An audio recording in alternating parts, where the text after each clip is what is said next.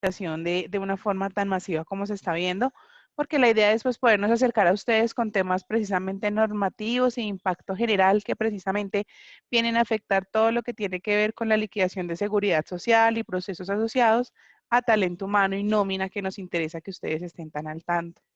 El día de hoy pues quiero agradecer el acompañamiento especial precisamente a Prime Business, nuestro aliado con el que hemos estado desarrollando todos estos espacios de capacitación, y hoy tenemos un invitado pues muy especial y precisamente tiene que ver con Andrés Acero. Andrés Acero nos acompaña directamente de la Unidad de Pensiones y Parafiscales UGPP, eh, y Andrés en este escenario pues digamos que nos va a acompañar precisamente para conocer un tema muy importante que tiene que ver en este momento, y es el subsidio a la nómina, como lo hemos conocido, o el programa de apoyo al empleo formal. Precisamente, pues Andrés, si ustedes conocen que la UGPP será el encargado de hacer todo el tema de vigilancia y control a este tipo de aportes, entonces, qué mejor que ellos que nos acompañen a contar este espacio. Para eso, pues el día de hoy tendremos una sesión más o menos de 1 hora, o de pronto nos extendamos un poco más, precisamente para que podamos aclarar todas las inquietudes. Al finalizar la sesión tendremos un breve espacio de preguntas donde esperamos pues poder atender la mayoría de sus inquietudes precisamente como el tiempo nos lo dé. No siendo más, pues los quiero dejar en compañía de Andrés. Andrés nos va a acompañar todo este ratico. Nomás listo. Andrés, buenos días, ¿cómo estás? Liz, ¿cómo estás? Muy buenos días. ¿Cómo has estado? Muy Bueno, qué bien. alegría poderte saludar, qué alegría poder saludar a toda la gente de mi planilla, a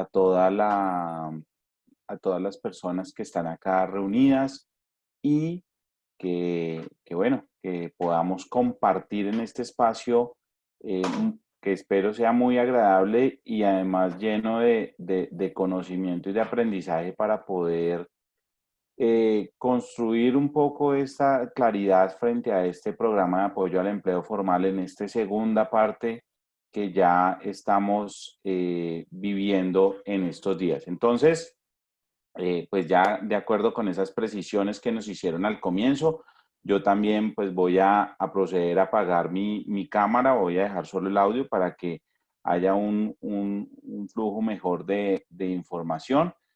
Por allí en algunos momentos volveré a poner mi cámara, pero pues la idea es que podamos, podamos ir escuchando, ir viendo todo este proceso. Bueno, entonces, el programa de apoyo al empleo formal, el PAEF, pues básicamente es un programa que nace con un propósito y es otorgar un aporte estatal durante los meses de mayo, junio y julio a los empleadores que, eh, que hagan este proceso de forma formal, valga la redundancia, de forma formal. Entonces, este es algo que nosotros hemos denominado un premio a la formalidad, una ayuda y un apoyo a todos aquellos que cumplen con una serie de requisitos. Y ese apoyo, pues no es más sino de 351.000 pesos. Es un apoyo que se va a dar por cada trabajador activo que perciba mínimo un salario mínimo mensual legal vigente. Y aquí hay algo muy importante que tenemos que tener, que arrancamos a tener claridad.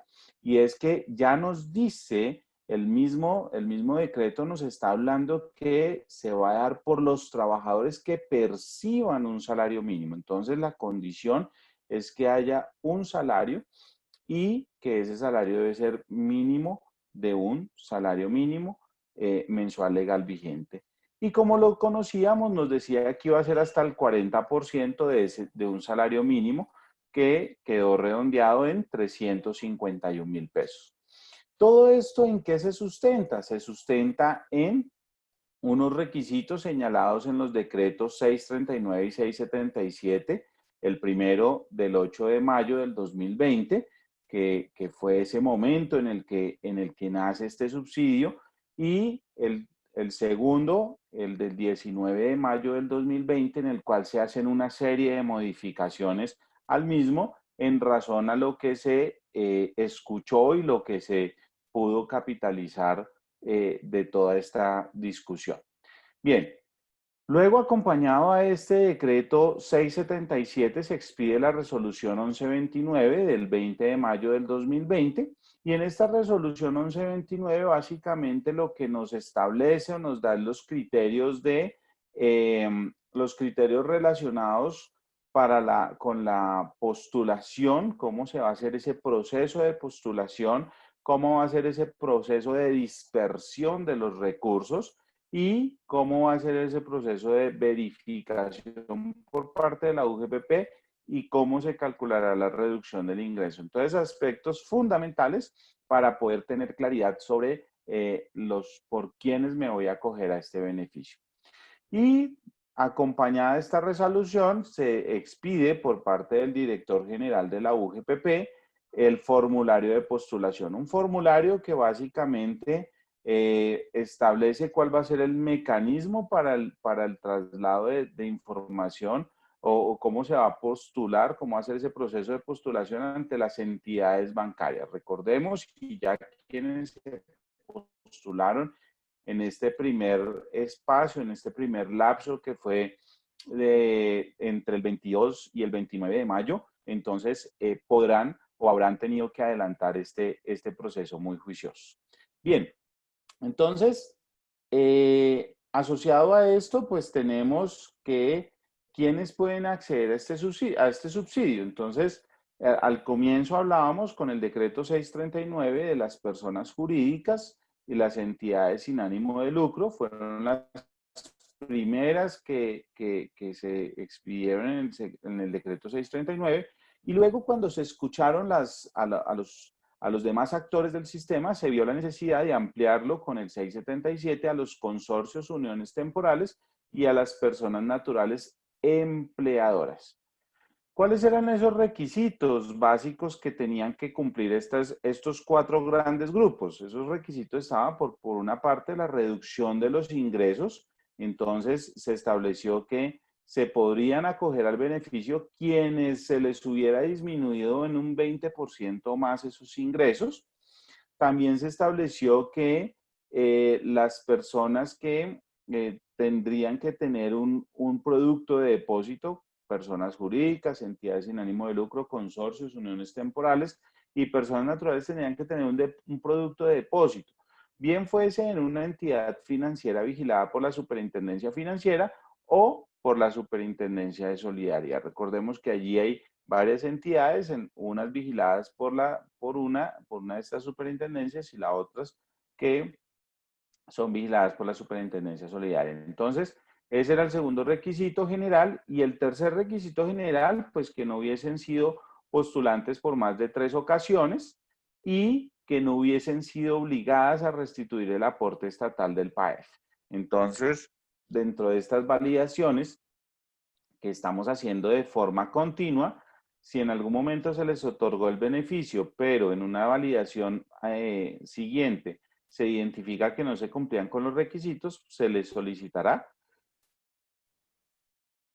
la devolución de dichos recursos. Bien, y se crean adicionalmente unos requisitos específicos. ¿En qué consisten esos requisitos específicos? Por parte de las personas jurídicas, pues haberse constituido antes del 1 de enero del 2020. Esto es haberse, digamos que yo me pude haber constituido el 28 de diciembre del 2019, yo me constituí y me registré ante la Cámara de Comercio, hice este proceso de registro mercantil, lo hice antes del 31 de diciembre. Entonces, si yo hice este proceso cumpliendo esos requisitos, pues yo ya puedo ser un postulante, o ya podía ser un postulante a este beneficio del PAEF a partir del mes de mayo. Y en los casos en los que yo ya hubiese estado constituido antes de este 31 del 2019, pues el requisito que me pone es haber renovado mi inscripción por lo menos en el año 2019. Entonces ya aquí empezamos a aclarar todo este panorama y todos estos escenarios que son muy importantes. Por otra parte, me pone un requisito específico para las personas jurídicas. Me dice que no tengan participación de la nación o sus entidades descentralizadas que sea superior al 50% de su capital. Entonces, en este caso, pues cumpliendo esa condición, tendré que o podré postularme a este beneficio. En cuanto a las personas naturales, me dice que estén inscritas en el registro mercantil antes del 1 de enero del 2020. También me pone esta condición. Ya aquí entonces tenemos claridad de que no están todas las personas naturales, no van a estar incluidas todas las personas naturales, solo aquellas que tengan inscripción en el registro mercantil. Ese es el requisito, y que esa inscripción se haya dado antes del 1 de enero del 2020. Que tengan 3 o más trabajadores. Entonces, importante también, 3 o más trabajadores habrá que tener, no sirven 2.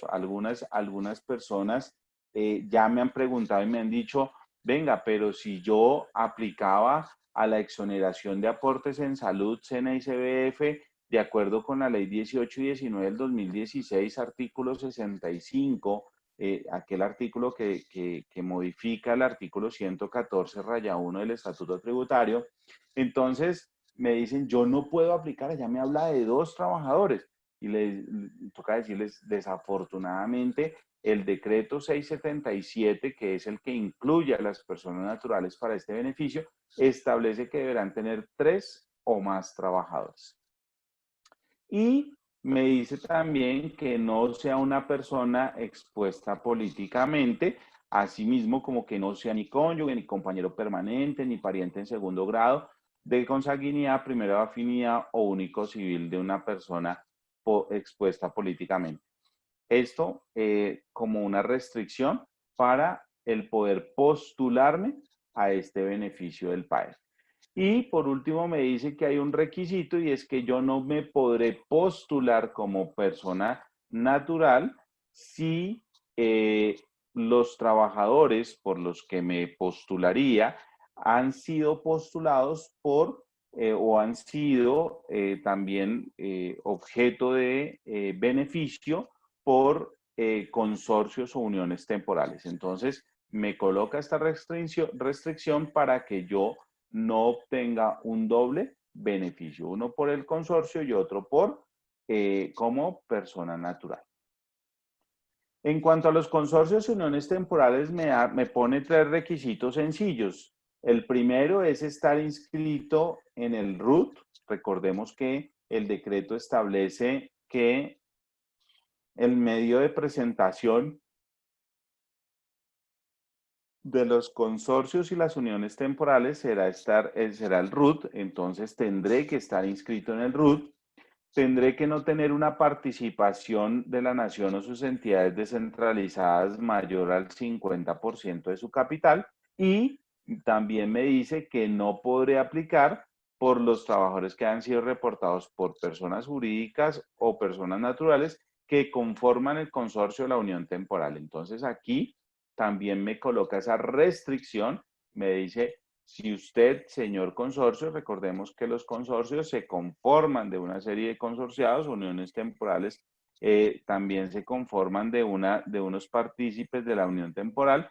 Entonces, en ese orden de ideas, lo que está estableciendo aquí la ley y lo que este decreto legislativo lo que establece es que yo no voy a poder recibir 2 beneficios por un mismo cotizante. El beneficio es por únicamente un beneficio por cada cotizante.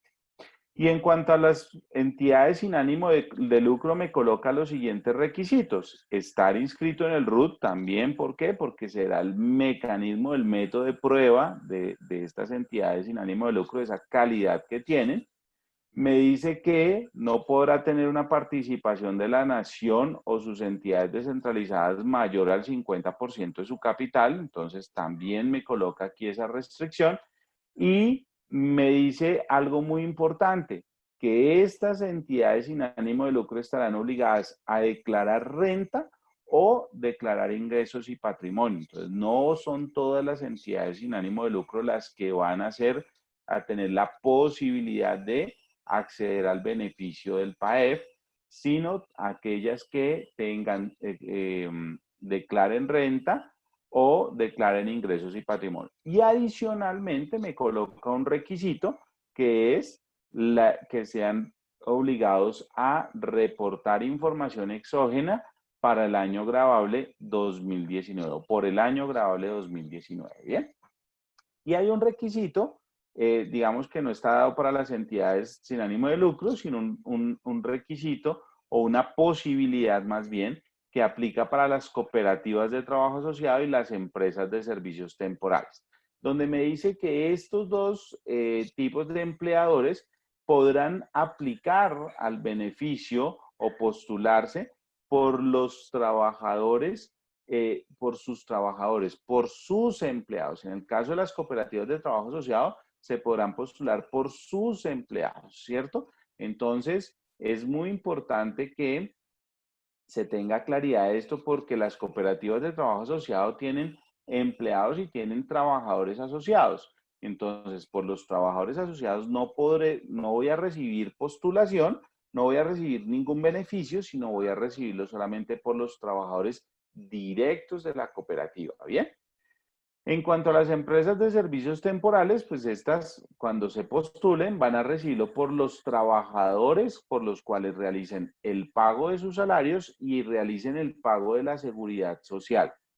Entonces, en este caso, es muy posible que reciban por esos trabajadores que muchos de estos son trabajadores en misión. Entonces, recordemos que estos trabajadores en misión, de acuerdo a las facultades o las posibilidades que tienen las cooperativas de trabajo asociado, van en misión a una empresa, pero son empleados de la empresa de servicios temporales. Es esta empresa la que asume el pago de sus salarios, es esta empresa la que asume el pago de su seguridad social. Hay una gran diferencia frente a las cooperativas de trabajo asociado porque, como lo dice su nombre, son trabajadores asociados. Entonces, tal vez algunos dirán, no, pero es que el trabajador cumple esa misma función, va a una empresa y presta un servicio, presta su... Sí, claro, pero ¿qué es lo que sucede? Que estos son asociados a la cooperativa, no son empleados de la cooperativa. Eso es una gran diferencia y eso es lo importante que hay que tener aquí presente. En cuanto a los requisitos o cómo se realiza todo este proceso de postulación, pues lo primero que tenemos que tener claro es que hay que presentar un formulario. El formulario lo tienen las entidades financieras y se deberá presentar en una sola entidad financiera. Yo no puedo ir a postularme en 3 o 4 o 5 entidades financieras si usted maneja esas entidades financieras o tiene cuentas de depósito. Es clave que usted tenga mucho cuidado con esto porque si usted se postula o lleva su formulario a 2 o 3 entidades financieras, pues ¿qué va a pasar? Que en ese caso a usted se le va a rechazar la postulación y va a perder esa posibilidad de acceder a este beneficio. Entonces, recuerde que es solamente en una entidad financiera. ¿Qué más tiene que tener presente cuando presenta este formulario? Que debe estar firmado. ¿Por quién debe estar firmado? Por quien corresponda, bien sea el representante legal o la persona natural empleadora. Aquí hay un asterisco por entre esto y es que hay dos escenarios que se pueden estar dando en el que pueden estar las empresas. Uno que es un proceso de reestructuración y otro que es un proceso de liquidación. En esos casos, cuando se presenta esa situación, esos procesos de reestructuración o liquidación, recuerden que normalmente se delega o se da la potestad a un liquidador o un agente liquidador o un promotor para que sea quien realice y quien adelante todo este proceso. Entonces, en estos escenarios, pues quien deberá firmar este documento, será ese liquidador o será ese promotor. Son las únicas excepciones donde no va a estar el representante legal o en el caso de una persona natural, si corresponde a alguna de estas figuras. Bien.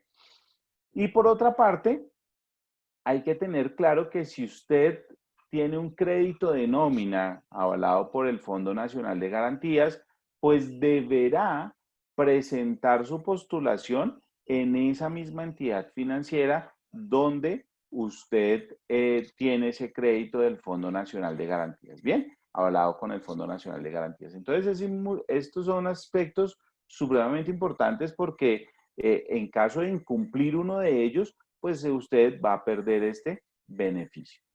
En cuanto a la entidad financiera, usted tiene que tener claro que la entidad financiera no le podrá rechazar esa solicitud con el argumento de que usted no tiene el convenio de nómina con esta entidad financiera. Ese no es un requisito, no es obligatorio que usted lo tenga y en razón a ello, pues usted podrá perfectamente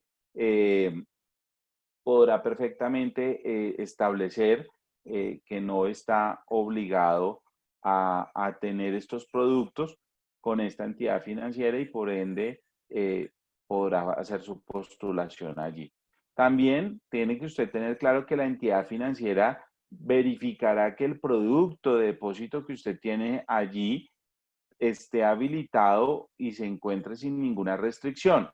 ¿Por qué? Porque recordemos, si bien estos recursos tienen una característica por 30 días de no ser embargables, pues sí, es importante que la cuenta donde se va a realizar el depósito no tenga alguna restricción y no permita acceder a dichos recursos. Entonces, es importante que tengamos previsto esto para saber dónde vamos a hacer esa postulación. Y por último, también me dice que la entidad financiera solo verificará que los documentos entregados estén completos. Ellos no van a verificar por cuántos cotizantes se le va a otorgar la postulación, no van a validar nada de estos aspectos. Solamente van a verificar completitud de la documentación. Es posible que ellos la revisen, es posible que ellos analicen y posteriormente le digan, no, mire, no está completa la información porque le faltó, por ejemplo, la certificación. ¿Y qué es esta certificación? Esta certificación es un documento en el cual usted va a indicar que cumplió con los requisitos establecidos por el Ministerio de Hacienda que demuestran que tuvo esa reducción de ingresos en un 20% o más.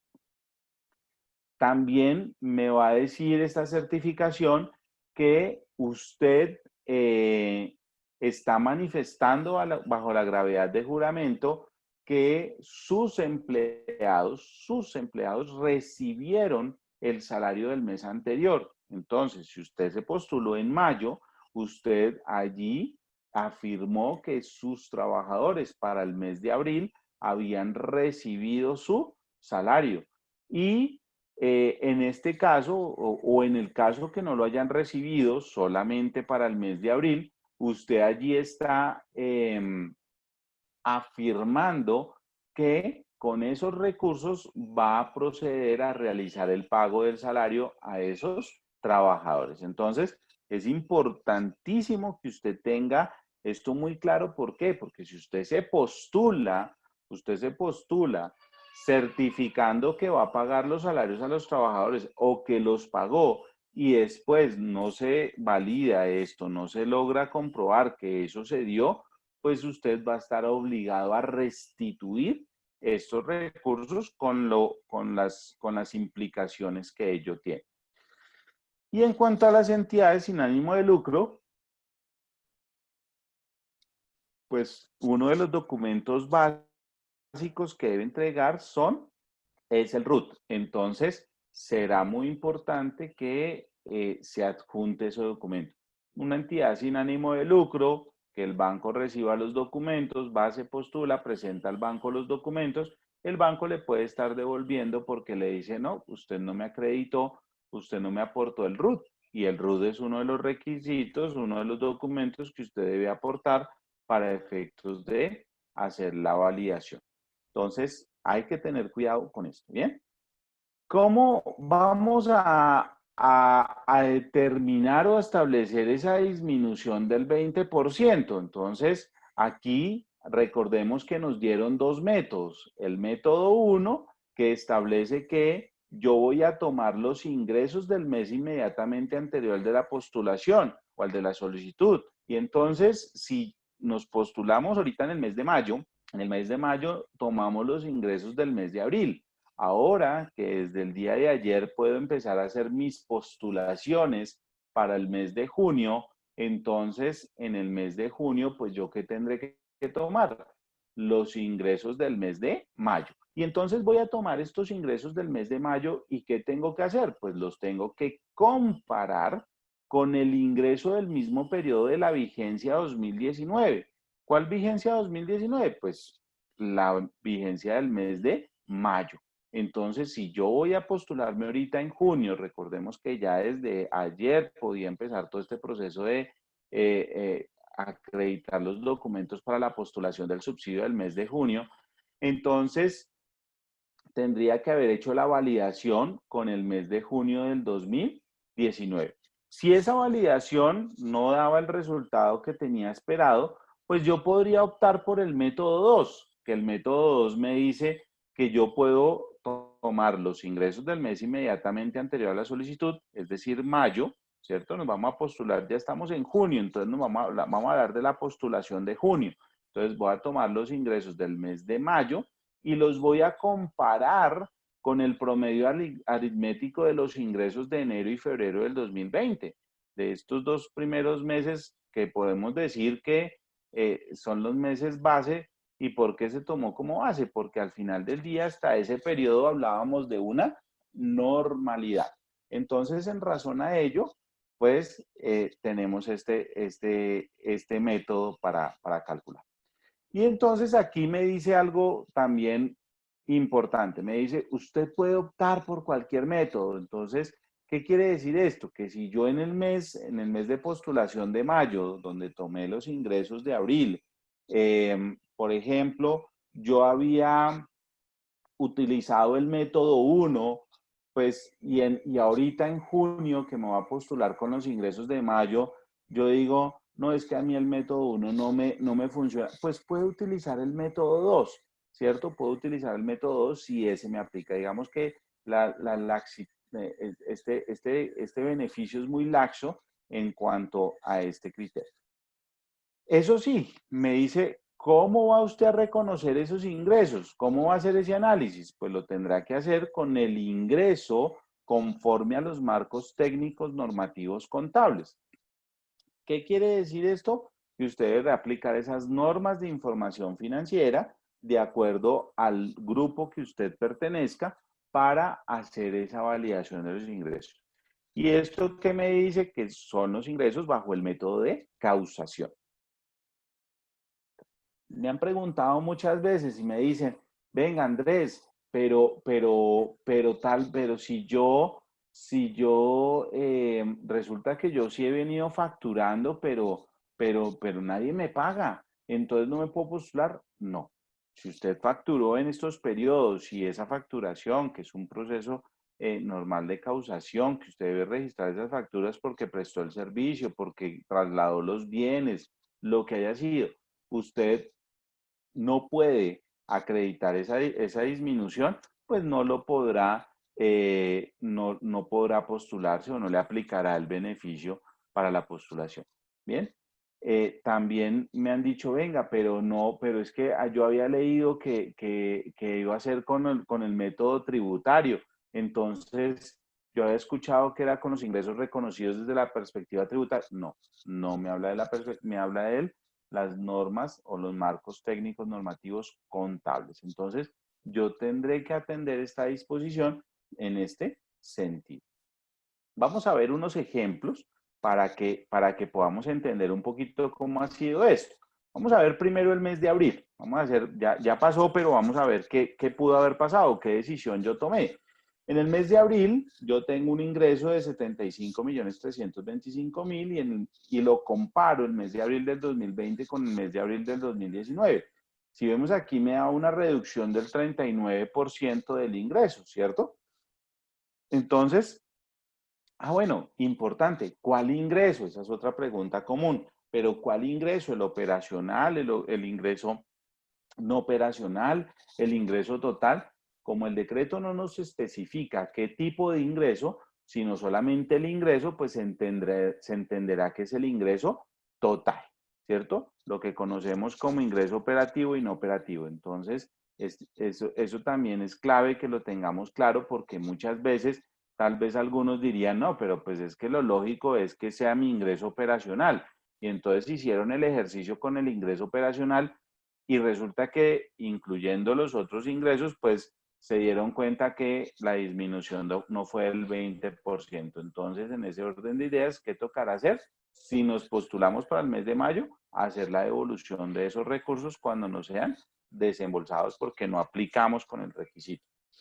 Y en el caso también me dicen el método, y el método 2, entonces que me dice, tome el mes de abril del 2020, 75.325.000, ¿cierto? Y, y evalúelo con el promedio, con el ingreso contable, el promedio de qué, de enero del 2020 y febrero del 2020. Mire, aquí me dice que fueron 88.945.000 y 135.437 para un promedio de 112.191.000. Entonces, ¿cuál fue la disminución? 33%. En este escenario, vemos que los dos métodos o para este mes vemos que los dos métodos me favorecen. Ahora bien, yo podría escoger cualquiera de los dos. ¿Por qué? Porque cuando yo marque allá en mi formulario, yo no puedo marcar que los dos métodos me aplican. Me dice, escoja un método. Entonces usted aplica un método. ¿Qué recomendación les hago yo? Si usted en un método tiene un valor más cercano al 20% y en el otro más lejano de ese 20%, pues yo les recomiendo que usted tome el más lejano, siempre tome el más lejano. ¿Por qué? Porque muchas veces se dan ajustes, se dan eh, algunos ajustes contables y eso nos puede originar que unas reclasificaciones o lo que corresponda y eso me puede originar una disminución de mi ingreso. Entonces aquí nos queda una alerta muy grande y ¿cuál es?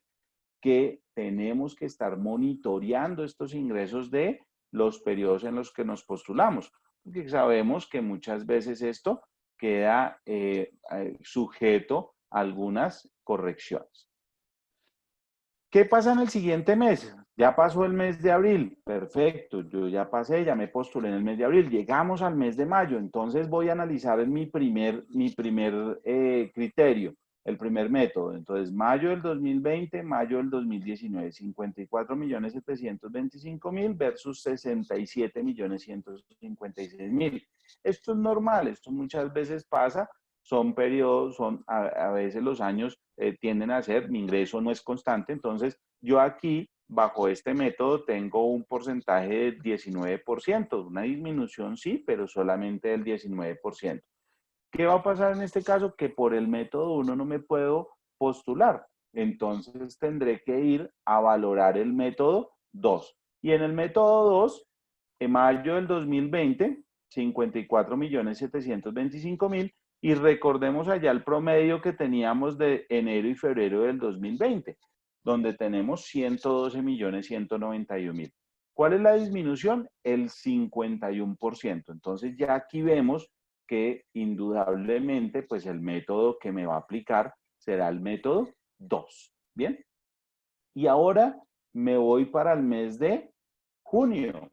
Entonces, en el mes de junio va a ser la postulación que vamos a hacer en julio. Entonces, en julio me toca ver los ingresos de junio y entonces allá tengo un ingreso de 91.569.300 y un ingreso contable en junio del 2019 de 115.756.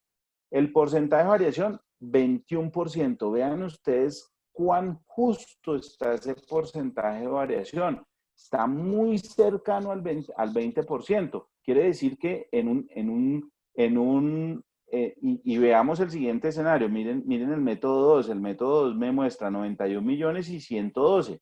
Si ustedes se dan cuenta, entre estos 115 y estos 112, estamos hablando de poco más de 3 millones de pesos, ¿cierto? Entonces, la variación de un ingreso aquí, el ingreso del mes de 1 millón de pesos, puede ser significativo frente a este análisis. Aquí les pido excusas que me quedó mal aquí el mes, pero se los corrijo para cuando les vaya a enviar las memorias.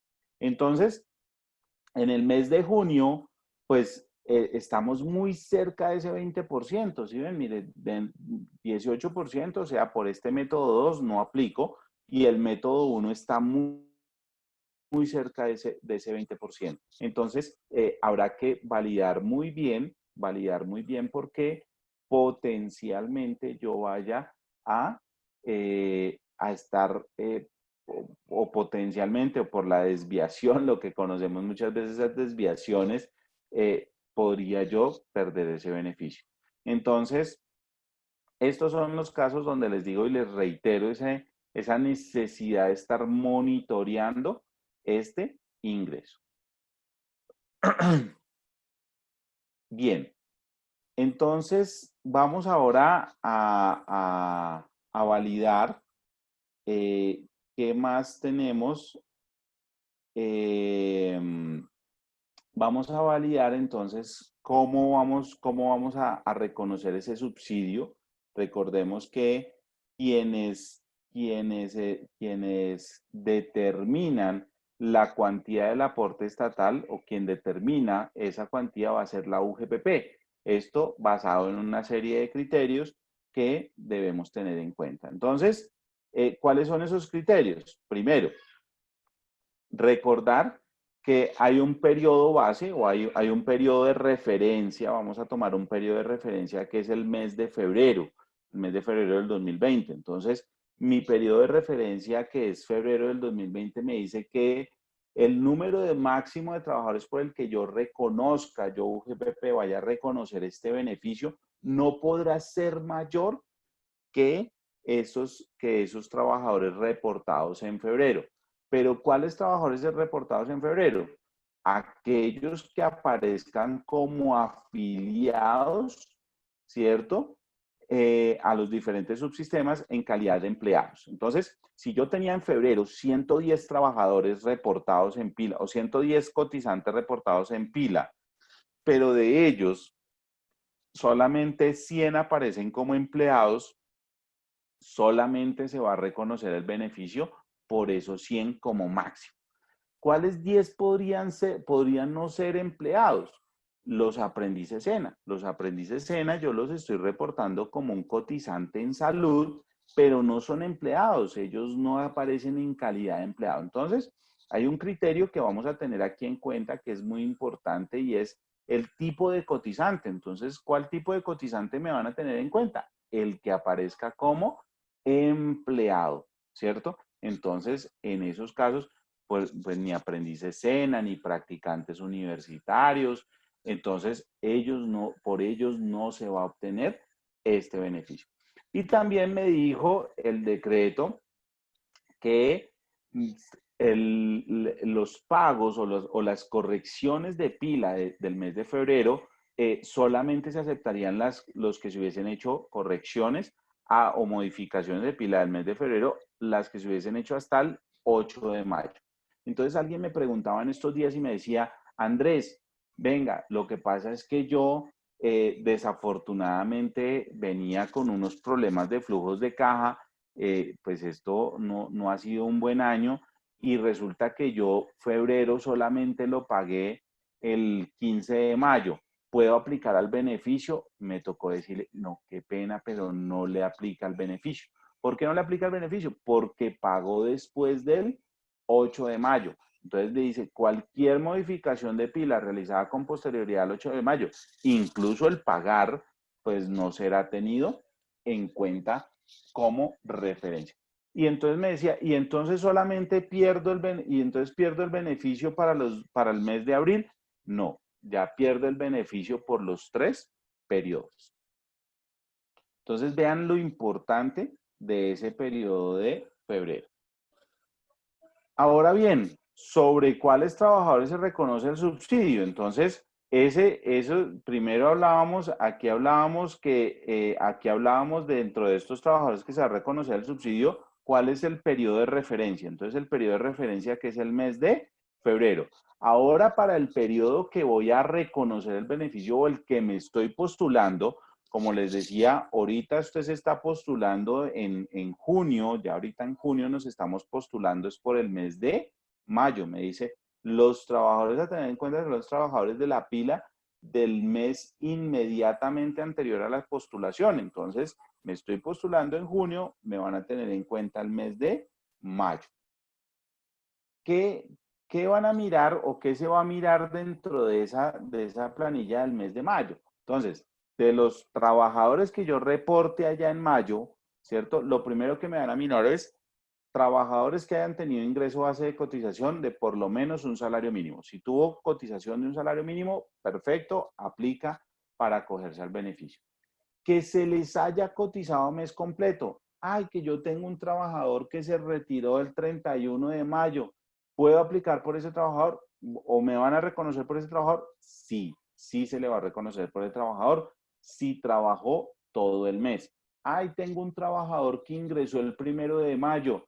¿Puedo aplicar por ese trabajador? Sí, si estuvo todo el mes, podrá aplicar. Ay, pero tengo un trabajador que solamente estuvo hasta mitad de mayo. Entonces, ¿qué pasa con este? Por ese trabajador o por ese cotizante no va a tener el derecho al subsidio. Entonces, lo que vamos a hacer es una depuración. Entonces, vamos a empezar a mirar esos criterios. Que aparezca afiliado en los diferentes subsistemas. Entonces, vuelve y juega. Usted reporta una serie de cotizantes en el mes de mayo, en su planilla de mayo que usted está en estos momentos ya presentando. Entonces, usted presenta su planilla del mes de mayo y nosotros no le vamos a tener en cuenta ni los que haya usted pagado menos de un salario mínimo, cotizado menos de un salario mínimo a seguridad social, y aquí es importante aclarar que me habla de seguridad social, para quienes no se haya cotizado mes completo. Entonces, si usted tuvo esos trabajadores que solamente estuvieron 28 días, 10 días, 25 días, 29 días, estuvieron 29 días del mes y se retiraron el 29 de mayo, entonces no le va a aplicar el beneficio por ese. Entonces, lo vamos a ir depurando. Que aparezcan como afiliados. Entonces, ¿quiénes no me van a tener en cuenta? Los aprendices SENA. Ya aquí se aclara, no me van a tener en cuenta los aprendices SENA. ¿Quiénes más no me van a tener en cuenta? Mire que aquí también no me van a tener en cuenta a los trabajadores ocasionales. Si usted tiene trabajadores registrados como trabajadores ocasionales, no se los van a tener en cuenta. ¿Por qué? Porque ellos se presume, de acuerdo con ese tipo de cotizante, que no reciben un salario mínimo, no ganan un salario mínimo, no alcanzan a ganar un salario mínimo, ¿cierto?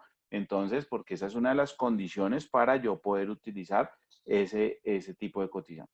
Entonces, tampoco voy a obtener beneficio por esos trabajadores ocasionales. Entonces, y allí me dice, y a los que se les haya aplicado una novedad de suspensión temporal del contrato. Entonces, ¿qué pasa? Se van a tener en cuenta los que no se les haya aplicado. Si usted le aplicó una novedad de SLN al trabajador un día, 5 días, 10 días, no le va a aplicar el beneficio por ese trabajador. Me decían, el mes pasado me decían, venga Andrés, pero es que resulta que yo en abril, un trabajador con esto de que empezó todo el tema del aislamiento, toda la gente, muchos trabajando desde casa, entonces resulta que yo tengo un trabajador y empecé a monitorear que su rendimiento versus sus pares no era el mismo. Y entonces empecé a monitorear y me di cuenta que presuntamente este trabajador no me estaba trabajando desde su casa, sino que se puso al día en todas las series de todas estas páginas, de todos estos aplicaciones que hay. Y no me estaba trabajando, se estaba quedando dormido, yo no sé, pero el hecho es que no estaba siendo productivo. Y entonces yo lo llamé a descargos, efectivamente, él me confesó, me dijo que sí, que la verdad es que él no, me ha dicho, lo tomó como vacaciones y que asumía su responsabilidad. Entonces llegamos a una conclusión y lo suspendí un par de días. Pero vea que no es porque yo haya terminado el contrato, porque no es, o suspendido el contrato ni nada de eso, fue esa situación. ¿Puedo postularme? Me tocó decirle, no, qué pena con usted, no le aplica el beneficio porque la condición está que usted no le puede haber marcado al trabajador una novedad de SLN, no puede aplicarle esa novedad al trabajador.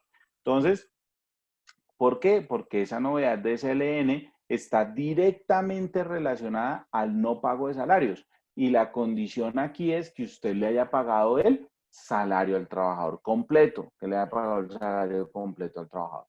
Entonces, por eso no se tiene en cuenta esa novedad. Y entonces ahí se deriva otra pregunta. Bueno, pero si yo tengo novedad de vacaciones, entonces puedo aplicar. Yo tomé la decisión de darle vacaciones a los trabajadores. Mire, ya salió una circular 021, salió el decreto 488 y pues yo acogí esa decisión. No me puedo posar. Sí, para esos trabajadores, para esos casos sí se podrá aplicar. ¿Para qué otros tipos de novedades? Licencia remunerada también le aplica para incapacidades, también le aplica esa novedad. Entonces, la única que le dice no le voy a tener beneficio será la cuando usted marque novedad de SLN. Y me dice entonces que una vez hecha esa depuración, pues ese resultado de trabajadores que quede, le van a reconocer por el 80% de esos trabajadores que queden, le van a reconocer por ese 80% y hasta un 20% adicional de trabajadores nuevos. Ya vamos a ver un poquito esto, y esto es muy importante. Miren que esto se puede dar. ¿Por qué? Porque si me está diciendo, oiga, voy a tomar de referencia el mes de febrero. Entonces, cuando me dice que me va a tomar el mes de febrero es para que yo valore cuáles trabajadores coinciden o han permanecido del mes de enero, del mes de febrero, perdón, al mes de mayo o al mes de abril, depende. El mes de abril, que fue la postulación que hicimos el mes pasado, y al mes de mayo, que es la postulación que estamos haciendo ahorita. Pero es posible que usted haya tenido que contratar unos trabajadores. En ese orden de ideas, aquí le está permitiendo reconocer esos nuevos trabajadores. Entonces, es muy importante. Nos dice también que los cotizantes no hayan sido tenidos en cuenta para el cálculo del aporte total de otro beneficiario. Esto es lo que habíamos hablado dentro de esos requisitos específicos, tanto para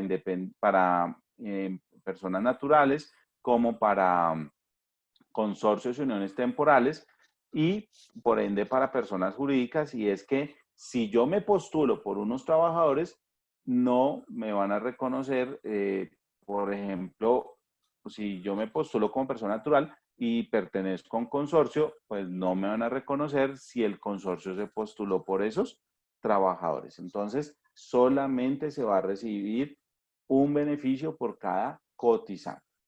Y lo último es que me dice que tenga en cuenta que el número total por los que usted se está postulando en el mes de mayo no podrá ser superior al mes del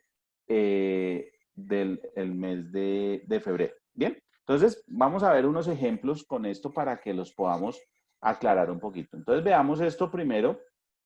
Pila de febrero. Entonces veamos la pila de febrero, es nuestra referencia. Allá esa pila de febrero, ¿se acuerdan que les decía yo que teníamos 110 trabajadores, 110 cotizantes, pero de esos 110 cotizantes, solamente 100 eran empleados de la empresa, porque habían 10 que eran aprendices SENA. Entonces, por esos aprendices SENA no los descontamos, entonces solamente nuestra población va a ser 100 cotizantes. Entonces, frente a estos 100 cotizantes, tenemos vamos a suponer un escenario de un empleador que tiene diferentes situaciones, entonces vamos a empezar desde la postulación del mes de abril. Entonces, en el mes de abril, este empleador había tomado la decisión de mantener a sus trabajadores y entonces, pues tenía los mismos 100 cotizantes, o sea, su planilla del mes de abril fue por sus mismos 100 cotizantes, ¿cierto? Vuelve y juega, toda su nómina estaba exactamente igual, entonces su nómina estuvo exactamente igual, entonces 110 cotizantes que ya están, digamos que fue el resultado de esa depuración que hicimos, de la que hablamos ahorita aquí, de esta depuración que hablamos. Entonces solo me quedaron los 100 cotizantes. Listo. Quiere decir que esos 100 cotizantes, si son los mismos en abril que en febrero, pues coinciden, son 100 cotizantes que coinciden. Los coincidentes, ¿cómo se van a validar? Pues que el tipo y el número de identificación sea el mismo. Entonces, tipo y número de identificación igual. Entonces, ¿por cuántos beneficios o cuántos beneficios me van a otorgar? Me van a otorgar 100 beneficios a 351,000 pesos para un total de 35,100,000.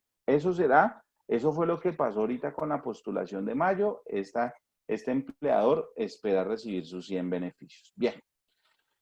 Vamos ahora a la postulación que vamos a hacer ahorita en junio, que se refiere a la planilla del mes de mayo. Entonces, ¿qué va a pasar con esta planilla del mes de mayo? Volvemos, mi referencia de febrero siguen siendo mis 100 cotizantes. Resulta que el 30 de abril, al 30 de abril, con corte de abril, se retiraron 20 trabajadores. Se les había terminado el contrato. Bueno, digamos que cualquier escenario fue, se retiraron esos trabajadores, se retiraron 20. Se terminó el contrato porque había contratos a término fijo y pues ya se terminaban esos contratos y se decidió no renovarlos. Bien, entonces, en este escenario, pues estos 100 cotizantes, pues ahora son 80, ¿cierto? Para el mes de mayo. Quiere decir que los 80 coinciden, siguen los mismos 80 y los 80 coinciden. Entonces me van a otorgar 80 beneficios a 351,000 pesos para un total de 28,080,000. Bien, ¿qué pasó el 31 de mayo? El 31 de mayo este empleador le dieron apertura a su actividad económica desde junio y tomó la decisión de reactivar su actividad económica, se ganó una licitación o un contrato y efectivamente dijo, no, me toca incrementar la planta operativa. Entonces, de esos 20 trabajadores que se habían ido en el mes de abril, por los cuales no se pudo postular en el mes de mayo, pues lo que hace es llamarlos. Entonces le dice, oiga, mire, ya me reactivaron, usted está disponible, necesito que me apoye aquí porque tengo un incremento de la operación, necesito que me apoye. ¿Le sirve? Listo, perfecto. Entonces ellos vuelven otra vez a la empresa y entonces entran desde el 1 de junio. Entonces entraron desde el 1 de junio. Como entran desde el 1 de junio, entonces en esa postulación que se vaya a hacer en julio para el mes de junio, pues en este caso contrata 20, esos 20 trabajadores que se habían ido y contrata 20 más. Entonces miren que tiene un total de 120 cotizantes, va a reportar 120 cotizantes, de los cuales pues van a coincidir 100. ¿Por qué van a coincidir 100? Porque recuerden que él lo que hizo fue llamar a esos 20 que se habían ido en abril. Entonces, pues como coinciden con los de febrero, entonces van a ser 100 coincidentes. Y entonces van a volver, recordemos que acá juega algo muy importante que me dice que el número máximo por los que me reconocerá será los de febrero, ¿cierto? Entonces, si yo tengo en el periodo, en junio, tengo 120 cotizantes, pues lo máximo que me van a reconocer son los 100 de febrero. Ese es mi techo. Entonces, en ese orden de ideas, pues me van a reconocer los 100 subsidios a 351,000, otra vez mis 35,100,000. Estos 20, pues no no voy a ser beneficiario por esos 20. Pero bueno, pero supongamos que el escenario fue otro. El escenario fue este empleador que habíamos dicho que acá en mayo tenía 80 trabajadores, ¿cierto? Se le fueron 10 trabajadores más en mayo, ¿cierto? En mayo se le fueron 10 trabajadores más al 31 de mayo y él en junio, cuando se reactivó, dijo, no, pues yo necesito 30 trabajadores nuevos. Entonces sale y contrata 30 trabajadores nuevos para sus 100 trabajadores, igual a los de febrero, pero de esos 100, solamente 70 coinciden. Entonces, ¿qué hay que hacer acá? Yo les decía, los que coincidan serán mi 80%. Entonces, allá me hablaba que me van a reconocer un 80% de coincidentes y entonces me van a reconocer cuántos que no sean coincidentes, pues un 20% adicional. Entonces, para yo hacer eso, tengo que hacer una sencilla regla de 3. Entonces, yo digo, venga, si tengo 70 trabajadores coincidentes, 70 empleados coincidentes, ese es mi 80%, pues ¿cuál será mi 100%? Entonces usted aplica una fórmula aquí, la regla de 3, número de coincidentes, 100% dividido el 80%. Recordemos esas normas de la regla de 3 allá que se multiplica en cruz, ¿cierto? Y el que tiene la incógnita, ese va en el denominador, en el denominador, ¿sí? Y entonces me da 70 por 100% dividido 80%, y eso me da un total de 87 cupos, 87 subsidios. Entonces, miren, de estos 100, no me van a reconocer los 100, me van a reconocer 87 subsidios, de los cuales 70 son los coincidentes y 17 serán los adicionales. Entonces, esto es muy importante porque miren que me pueden reconocer trabajadores adicionales, siempre y cuando no supere el tope de los de febrero. Aquí en este caso, pues tengo un empleador que tiene 80 cotizantes, ¿cierto? Pero de estos 80 cotizantes, solo 50 coinciden, solo 50 son iguales a los o con número y cédula son iguales a los de febrero. Entonces, vuelvo y hago mi regla de 3. Si 50 es el 80%, ¿cuánto será el 100%? Entonces, aplico mi regla de 3 para el cupo potencial, 50% dividido 80, y eso me va a dar 62 cupos, miren, 62 cupos.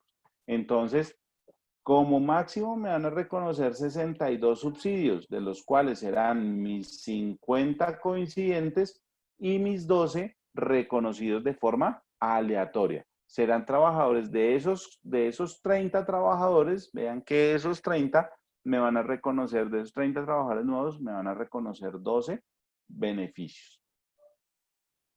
Y en este otro escenario, vamos a ver un ejercicio muy interesante que pasa aquí. Mire, tengo 80 cotizantes en el periodo, mes, cualquiera de estos meses, tengo 80 cotizantes, ¿cierto? Es posible, mire, esto puede pasar porque usted en febrero tenía 100 cotizantes, pero en marzo se le habían terminado contratos o usted había o algunos trabajadores usted los colocó en novedades LN, entonces solamente van a quedar 80 trabajadores por los cuales se va a reconocer ese beneficio, potenciales. Y entonces me dice, bueno, de esos 80 potenciales, 70 coinciden. Listo, 70 coinciden, perfecto, no hay problema. Si esos 70 son el 80%, entonces, ¿cuál es el 100%? Ya habíamos hecho por allá atrás esa regla de 3 y nos había dicho que eran 87, ¿cierto? Pero ¿qué pasa? Ah, 87 está por debajo de 100. Sí, claro, 87 está por debajo de 100, que era lo que teníamos en febrero, pero está por encima de los cotizantes que reportó en el periodo. Pongámosle un periodo, pongámosle mayo. Entonces, está por encima. Entonces, ¿cuánto me van a reconocer como máximo? Me van a reconocer como máximo estos cotizantes que cumplan con las condiciones para reconocer el beneficio. entonces serán 80 subsidios, de los cuales 70 coinciden y 70 son adicionales de esos trabajadores nuevos. Y este último ejemplo, miren, 100 cotizantes, 120 cotizantes reportados, de los cuales 90 coinciden. Hago mi regla de 3 de 90% dividido 80 y esto me da 112. 112. ¿Estos 112 están dentro de los 120? Sí, claro, perfecto. Pero exceden los 100 de febrero. Y en razón a ello, pues recordamos que la regla es máximo. Este tope será el tope máximo, entonces me van a reconocer 100 subsidios, de los cuales 90 coinciden y 10 serán adicionales. Ustedes se preguntarán, pero ¿qué relevante tiene el que me digan que serán seleccionados aleatoriamente? Es muy importante que usted tenga claridad de esto. ¿Por qué? Porque esa aleatoriedad para algunos sectores será importante. Yo he pensado, por ejemplo, el sector de la vigilancia, de la seguridad privada, de todas estas personas que prestan servicios a terceros. ¿Qué va a pasar? La unidad va a publicar a quiénes son los que se postularon, quiénes fueron los beneficiarios y por cuántos trabajadores fueron beneficiarios. Y entonces, ¿yo qué le diría a ese empleador? Yo le diría, venga, usted fue beneficiario de un apoyo del gobierno y pues yo, venga, hágame una nota crédito, pues yo le cumplí con pagarle la nómina y todo, pero pues yo también he tenido una reducción de mis ingresos, entonces reconozca, hágame una nota crédito. Entonces, usted con este listado, nosotros estamos evaluando disponer este listado de los subsidios que son otorgados a las entidades financieras para que ellas, a quienes lo soliciten, lo puedan hacer. Entonces, efectivamente, los postulantes que lo soliciten lo puedan hacer. Y entonces lo que se busca con esto es que usted sepa, cuando se presenten estos casos, por quién fue que reconocieron ese beneficio. Y eso le va a permitir, en dado caso, pues, hacer ese reconocimiento. Recuerden que eso no es ni regulado por la UGPP ni por el Ministerio de Hacienda.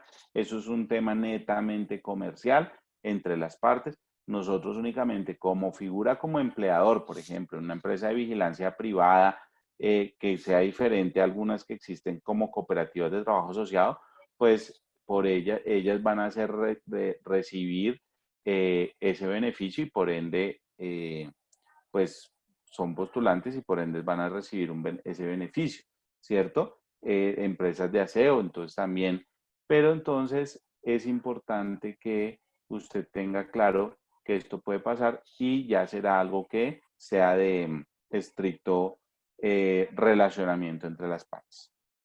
Bien. Entonces, ¿cómo son los pasos? Vamos ya en unos minuticos para hacer esta parte y ya cerramos para que vayamos a las preguntas.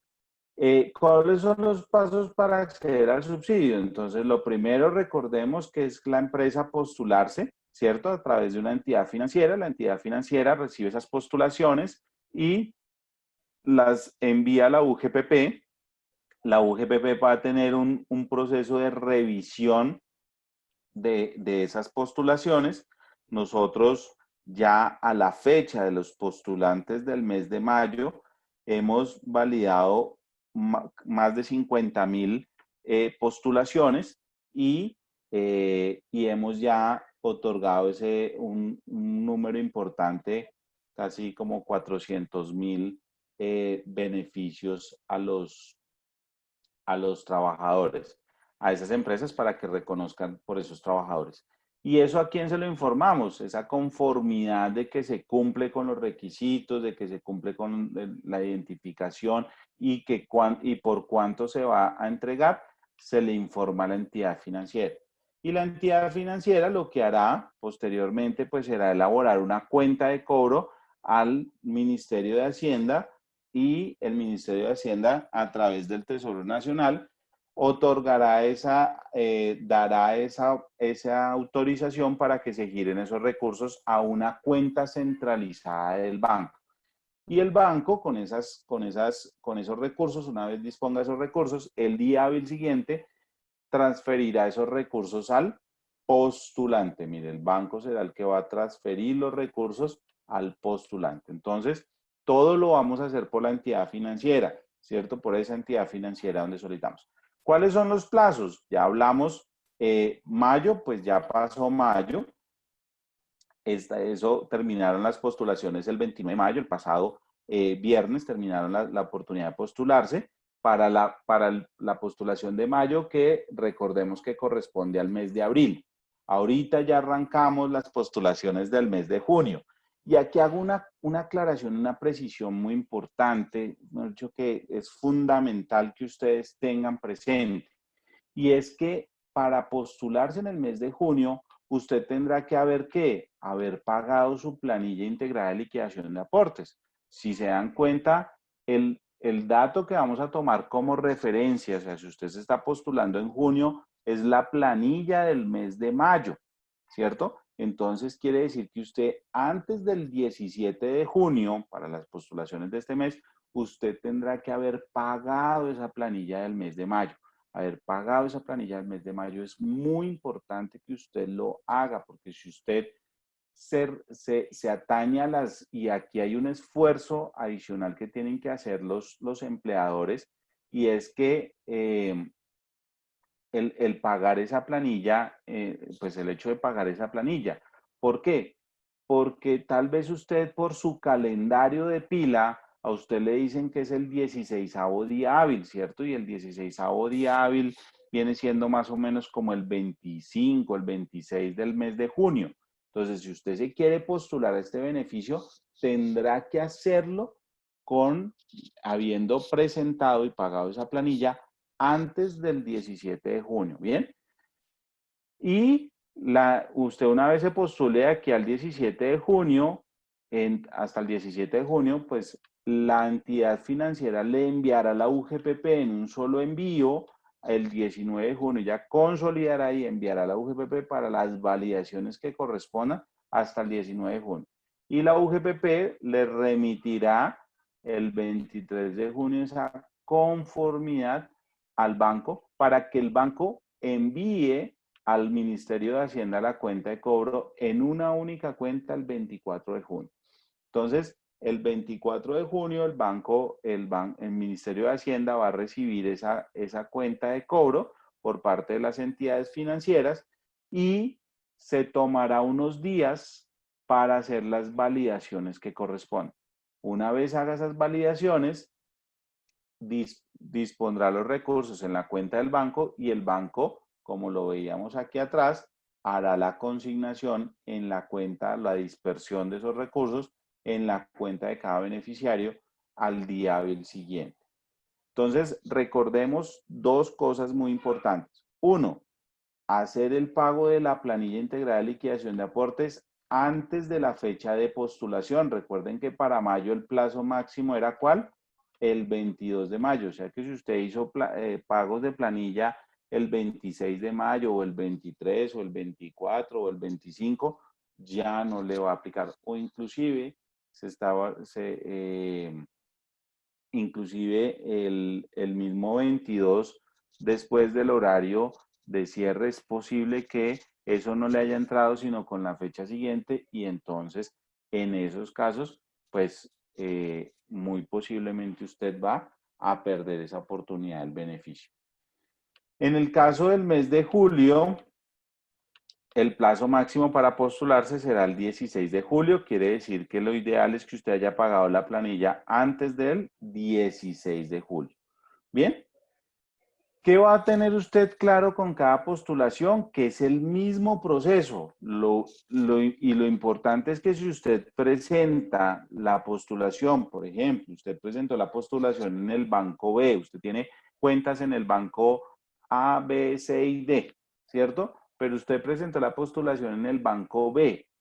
Usted para los meses siguientes tendrá que presentar la postulación en el mismo banco. Usted no podrá ir a decir, ay, no, yo ahora voy a ir al banco D porque es que allá en el banco B eso hay como que todo el mundo va allá, entonces yo voy al banco D, que ese es mucho más solito. Entonces, yo voy allá. Entonces, no podrá, no aplicará esa posibilidad. Tiene que ser en el mismo banco. Las postulaciones del mes de mayo, pues ya lo hablamos, había plazo de pago hasta el 22 de mayo, ya no, digamos que ya pasó eso. Y el acto de postularse implica la aceptación de las condiciones bajo las cuales se hace la postulación, teniendo claro que el hecho de postularse no quiere decir que va a recibir el beneficio. Si no cumple con alguno de los requisitos, pues se va a perder ese beneficio. Y teniendo claro que solamente le aplicará el beneficio por un cotizante. Y esto lo digo, es muy importante hacer énfasis en esto. ¿Por qué? Porque usted tal vez tiene trabajadores que, por ejemplo, hay grupos empresariales o inclusive en los mismos consorcios que los hablábamos ahorita, el empleador, el consorciado, tiene su trabajador de medio tiempo en el consorcio y medio tiempo en la empresa, y entonces tanto el consorcio como la empresa pagan la seguridad social, y es posible que el consorcio se presente primero a la postulación y la empresa se demore un poquito más. Y en esos casos, pues quien va a recibir el beneficio será el consorcio y no la empresa. Entonces, téngalo presente para efectos de esa posible depuración que se le vaya a dar. ¿Cuándo se deberá restituir este aporte estatal? Cuando se identifique que no cumple con alguno de los requisitos, como cuáles, por ejemplo, que usted se dio cuenta que quien firmó el documento no era el representante legal que estaba autorizado para ello. Entonces, automáticamente devuelva los recursos. Ya perdió esa oportunidad de los recursos de recibir, tendrá que hacer la devolución. ¿Por qué? Porque, lo vamos a ver ahorita, la unidad de gestión pensional y para fiscales tiene 3 años para adelantar procesos de revisión y de fiscalización, y por ende, pues si bien hay cosas que no se revisan a profundidad en este momento, en etapas futuras se van a hacer esas validaciones y potencialmente se encuentre allí algún error. Cuando se compruebe que existió falsedad en algún documento, por ejemplo, que la certificación la certificación que decía que los ingresos habían disminuido en el 20% y efectivamente no se disminuyó, pues usted dice nada que hacer, no tenía ese derecho, o marqué mal la certificación, yo dije que aplicaba el método 1 y resulta que me equivoqué y no, y era el método 2, desafortunadamente ya se pierde ese beneficio y pues tendrá que devolver los recursos. Y cuando se haya comprometido al pago de salarios de abril y no haya cumplido. Entonces, esta era la certificación que les decía que posiblemente,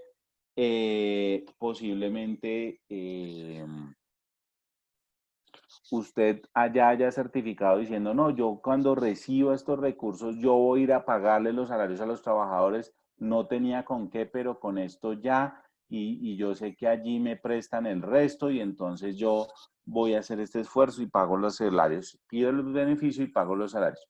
Y resulta que llega el beneficio y usted finalmente no consigue los recursos dentro de los 5 días hábiles para pagar esos salarios, entonces no cumplió con el requisito, entonces deberá devolver esos 351.000 pesos que le hayan dado por cada cotizante. Recordaba, les decía yo ahorita, 3 años para hacer las labores de fiscalización, donde se verificarán todos el cumplimiento de todos los requisitos, y en caso de que no se cumpla con alguno, se iniciará el proceso de cobro coactivo con las implicaciones que ello tiene. Una de ellas, la que está contemplada en el artículo 670 del Estatuto Tributario, que corresponde a una sanción por devolución de recursos otorgados de forma indebida. Entonces, con esta implicación que adicional está para los revisores fiscales y para el representante legal por esa solidaridad que les asiste frente a estos recursos. Entonces, hay que tener mucho cuidado con esto, hay que observar muy bien cada paso para no ir a incurrir en un error al momento de presentarse. Entonces, aquí les dejo nuestros canales de atención al ciudadano para que ustedes puedan tener claridad frente a todos estos aspectos. Hemos creado en nuestra página web www.ugpp.gov.co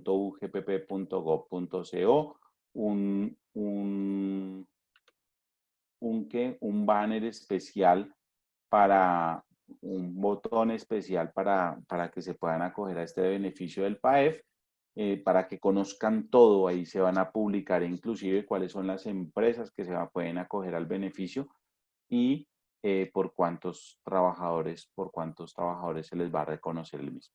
Entonces quedo abierto a inquietudes que puedan haberse dado de esta explicación. Estimada Lisbeth, el equipo de Prime Business para que podamos resolver estas inquietudes que hayan quedado.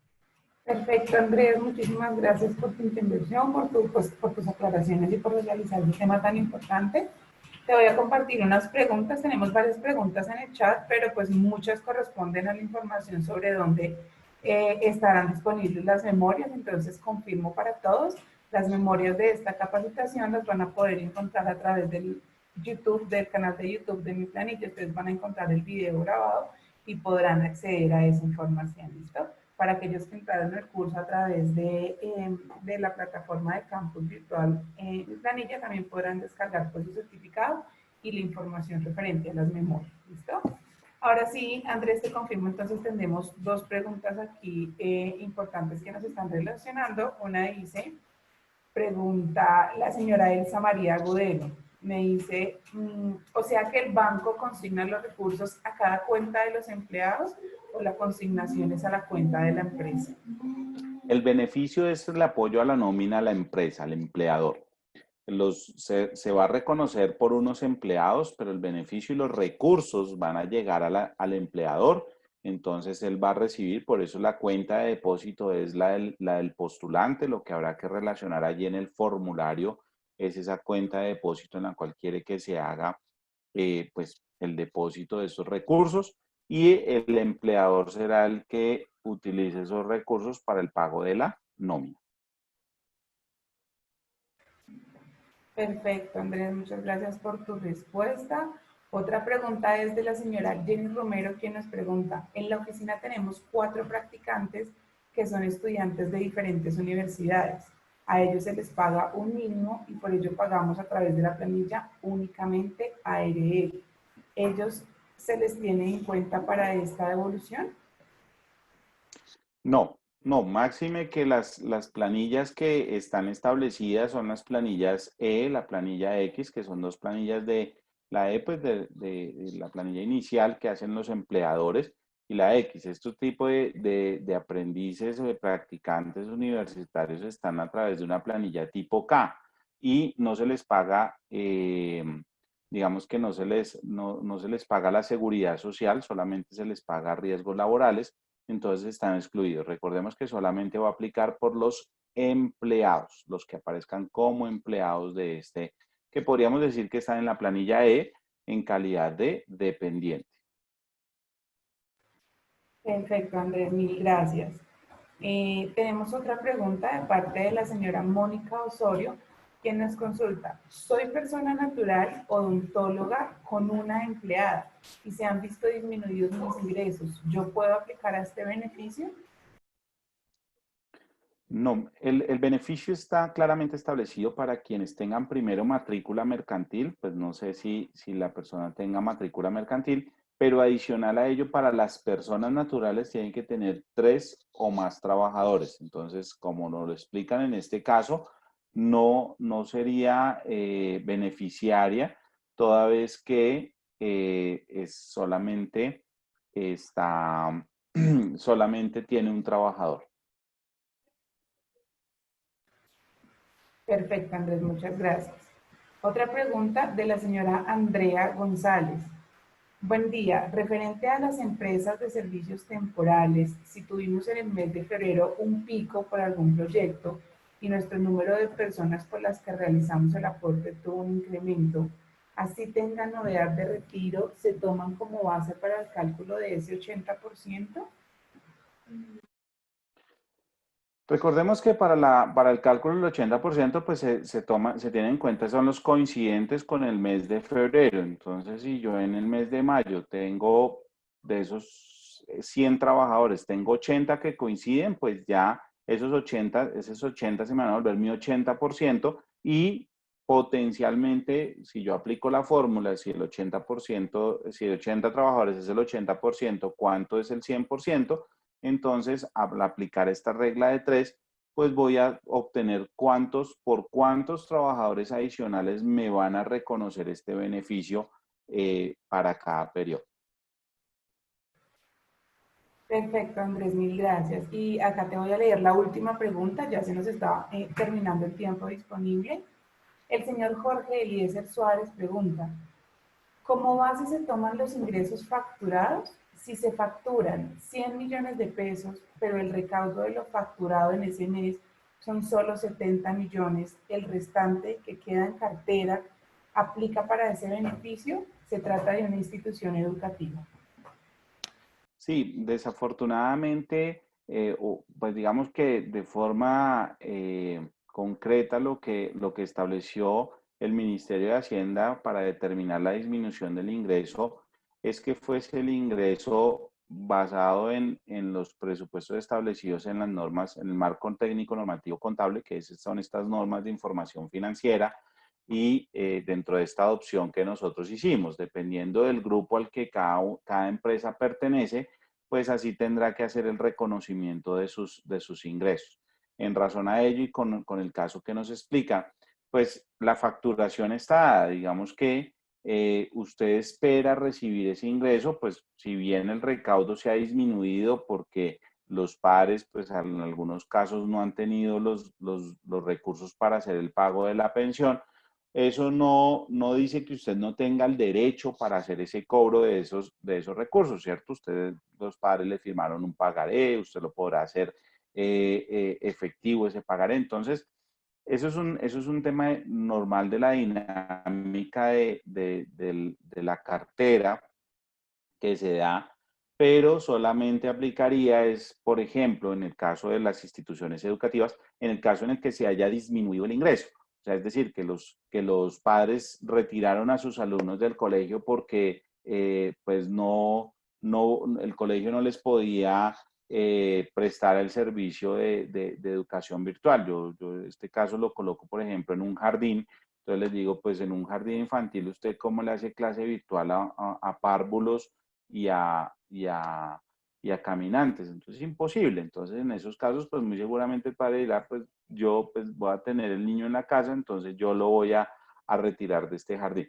Entonces digamos que empieza allí a darse estas situaciones donde en esos casos sí hay una disminución del ingreso y se podrá efectivamente soportar. En los otros donde hubo facturación, como es un colegio, pues lo que tendrá ya es una gestión de cartera y no lo contempla el decreto para que se puedan acoger al beneficio. Perfecto, Andrés, muchas gracias por tu ayuda. Para finalizar, hay dos inquietudes así como pequeñas. Claro. Una es que si las personas que se acogieron al beneficio del 3% a pensión tienen alguna restricción para este nuevo beneficio. Y otra pregunta muy constante es que ¿dónde pueden consultar si salieron beneficiados? ¿Hay un lugar o es directamente con las entidades bancarias? Bueno, primera pregunta. Los beneficios que ha venido creando el gobierno nacional a través de todo este proceso de esta emergencia económica que ha venido afrontando el gobierno, sin duda no son excluyentes. No quiere decir, por ejemplo, el beneficio de adquirir un crédito con el aval del Fondo Nacional de Garantías. No es excluyente con el beneficio de la exoneración o la reducción del aporte a pensión del 16 al 3%, ni tampoco es excluyente con estos dos no son excluyentes con el beneficio a la nómina, que es el programa de apoyo al empleo formal del PAEF. Entonces, lo único, hay una serie de condiciones en el caso del crédito de nómina con el Fondo Nacional de Garantías, sí le exige que usted haya hecho la solicitud por el mismo banco, y en el caso en el que usted haya solicitado un crédito que llegue a ser casi por la totalidad de la nómina o por la totalidad de la nómina de su nómina, la condición que le da es que en ese caso los recursos que usted reciba del PAEF tendrá que abonarlos directamente a ese crédito para ese periodo. ¿Listo? En el caso de El 3% pues es una opción que le dio para aliviar un poquito la carga del empleador, y también como es potestativo del empleador, pues lo puede hacer y no será excluyente para efectos del beneficio del PAEF. Entonces hay que tener claridad frente a esto. Son beneficios que pueden ser acumulables, por así decirlo, para el empleador, y mitigar ese impacto, porque al final del día lo que se está buscando, que es garantizar los puestos de trabajo, garantizar el trabajo formal y garantizar que se haga ese gran esfuerzo por parte del empleador frente a sus trabajadores. Eso por una parte. Frente a la segunda inquietud, que era... ¿Dónde dónde se publican los Ok, beneficiarios? la publicidad, perdona. La publicidad de los beneficiarios está relacionada, primero, pues en primera instancia, quienes van a comunicar a través del depósito en la cuenta del beneficiario, pues van a ser las entidades financieras. Como les decía, en nuestra página web www.ugpp.gov.co, allí hay un botón o un espacio donde aparece PAEF, una pestaña donde va a aparecer el PAEF, y está todo lo relacionado con el PAEF, inclusive las empresas que han sido beneficiarias, por cuántos trabajadores se les ha otorgado el beneficio y pues por ende el valor del beneficio, ¿cierto? Entonces va a estar allí publicado. El detalle de por qué trabajadores se les reconoció, ese sí es un detalle que se evalúa que se ha entregado directamente por las entidades financieras. Perfecto, Andrés. Mil gracias entonces por tus respuestas y las aclaraciones para todos nuestros participantes. Finalmente les reitero a los participantes que aquellos que deseen revisar nuevamente el material o los ejemplos que dio Andrés en su exposición podrán hacerlo a través del canal de YouTube de Mi Planilla, donde les dispondremos el video en el transcurso del día. Andrés, no me queda más que agradecerte a todos nuestros participantes también por acompañarnos en este espacio de capacitación, desearles una feliz tarde para todos y pues un agradecimiento también muy especial a nuestro aliado Prime Business, que nos acompaña siempre en estos espacios, y por supuesto pues a la UGPP, que nos brinda también este espacio. Andrés, a ti mil gracias, y pues esperamos seguir contando contigo en todos estos espacios. Claro que sí, Lisbeth. Muchas gracias a todos los asistentes y tengan todos una feliz tarde. Hasta luego. Bueno, muchas gracias para todos y que tengan una feliz tarde.